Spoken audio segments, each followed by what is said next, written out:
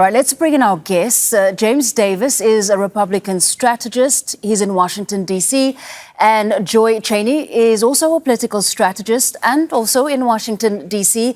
Thanks both for joining us.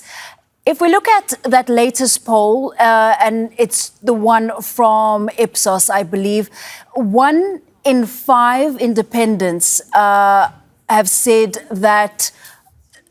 Or let me just go back a little bit, right? Donald Trump and Harris are statistically tied at this point. But that poll says that 3 in 10 independent women now say they're undecided. And I want to put this question to Joi. How concerning is that for a woman, a candidate that is potentially the first female president of the United States? Not concerning at all. I mean, the fact of the matter is, Vice President Harris has only been out the gate. I think we're nearing 3 days, barely, and so we're just getting started. I think this is her first campaign speech today. She did one with the campaign headquarters yesterday, but this is really her first introduction as a candidate to the nation. She's just presumptively clinched the nomination. So, with delegates, we're not worried about it at all. We know that people are going to grow to love her, those who already have, and folks are waiting to see. And so Donald Trump has been out there a long time. If he was going to get those women, he would have already done so. She is speaking directly to them, and she is saying, ladies, I am your candidate. And I think they're going to answer the call. Right. James, on that point, Mr. Trump has to deal with younger and non-white voters in terms of winning them over and increasing their support for him. He has work to do. Do you think he has to sort of redevelop his strategy, especially considering what's happened within the Democrat Party? No, I don't think he has to alter his strategy that much at all. In fact, Vice President Harris is going to take all the baggage that Joe Biden had because she was part of the administration. In fact, she was asked by President Biden to lead the effort at the border, which has continued to be a major issue in this campaign. Folks aren't happy with what they're seeing at our southern border. And so I think she's going to wear more of that as people start to really attach that more to her and the work that she was supposed to be doing in the White House as vice president. Also, she has no daylight between President Biden and the economic policies, which are a major driving force in this election. If you continue to ask polls after poll, pocketbook issues are a major issue. Inflation, Bidenomics, voters aren't happy. Before I speak to either of you, in terms of what happens next, let's have a quick look at a very important issue. 4 leading Democrats have emerged as a possible running mate for Kamala Harris. First up is the youngest at 46. Andy Beshear is the Kentucky governor who beat Donald Trump-endorsed candidates in a Republican stronghold. The North Carolina governor, Roy Cooper, has won 6 statewide general elections over 2 decades in a state where Republicans routinely prevail in similar federal races and also control the legislature. There's also Mark Kelly, the Arizona senator. He built a brand as a moderate in a state that long supported Republicans. He's a former astronaut and he's earned more votes than any other Democrat on the ballot.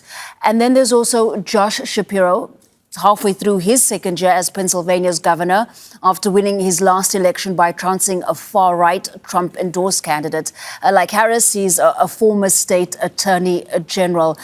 Just to return to Joi, in terms of identity, what would they be looking at exactly with regard to a contender for vice president? Again, we go back to Kamala Harris being a woman. Would it be important to balance that out with a vice president who's a man? I mean, I think that Kamala Harris is so strong. She could have anyone, from that list. I would have loved to also have seen a woman. Gretchen Whitmer has taken herself out of the running right now. But look, I mean, how exciting. You just named 4 people in swing states who could, or states that we'd love to have, who would be wonderful assets on a ticket. Andy Bashir, Roy Cooper, Mark Kelly, as well as Josh Shapiro. I mean, it is an embarrassment of riches, something that Donald Trump would have loved to have had. So really, we cannot lose. We're going to be, I'm sure, I don't know, but I'm sure she's looking for who is going to compliment her the best, who's going to help us deliver the votes that we want, who she has chemistry with. But all four of these, in this case, they happen to be men candidates, are fantastic. So we're thrilled. This is an embarrassment of riches for the Dems. Can't lose. James, Donald Trump has said that he's willing to debate Kamala Harris anytime and more than once. Should he do so? This certainly won't be as easy as what happened in the last debate, would it? Is an awful debater. Tulsi Gabbard ripped her to shreds when she was trying to get votes in the Democratic primary, and she was a presidential candidate. And she did. And she used the fact that Kamala Harris had, as a prosecutor, really put a lot of Black men in jail for simple drug possession. And I think that could backfire against her, especially since that's one of the narratives that she's trying to use in this campaign, that she's a prosecutor versus an offender. I think that could actually backfire against her because it would bring up her history as a prosecutor, which wasn't great. It helped moderate kind of where she was, I think, at the time in California, but ultimately, I think it would be a major liability. Joi, do you disagree with that? Mr. Davis, you need new talking points. Listen, brother, you just missed. I've worked a ton on criminal justice. With Black Men Call the other night that was outstanding, brimming over. Catch it is still on YouTube. You should watch it. And we raised. There were tens of thousands of Black men on there in just a few hours. We raised over $1.3 million. All Black men. We're not worried about anything. And when we know her, that's the thing. We have known Kamala Harris's record. She has nothing. We are so thrilled and proud that she is a prosecutor and proud of everything that she has done. We are ready, and Black men are right in step with Black women. So excited. James, just quickly, as we wrap up, how much is identity politics going to play a role in these elections, given how the dynamic has changed quite drastically? I don't actually think identity politics is going to play a role. I don't think that they're going to play a role really at all. I actually believe that, the economy is going to be the number one issue. The border is going to be the number two issue, and the foreign wars and the money that we're sending overseas. I think those are going to be the main issues in this presidential debate or presidential contest. Joi, I think we're going to be talking about policy issues. I think we're going to be talking about policy issues, and any clowns who are really engaging in identity politics, they don't have the depth. We're going to be talking about the issues. And on that, I feel very confident that Vice President Harris and whoever her vice presidential nominee are going to prevail. They're going to fare well in that debate. Joi, just quickly, how much is Kamala Harris going to have to carve out her own identity, make very strong statements that might set her apart, given that she comes into the race for the presidency with a slight disadvantage? She has a presence as vice president, but now it's a different ballgame, isn't it?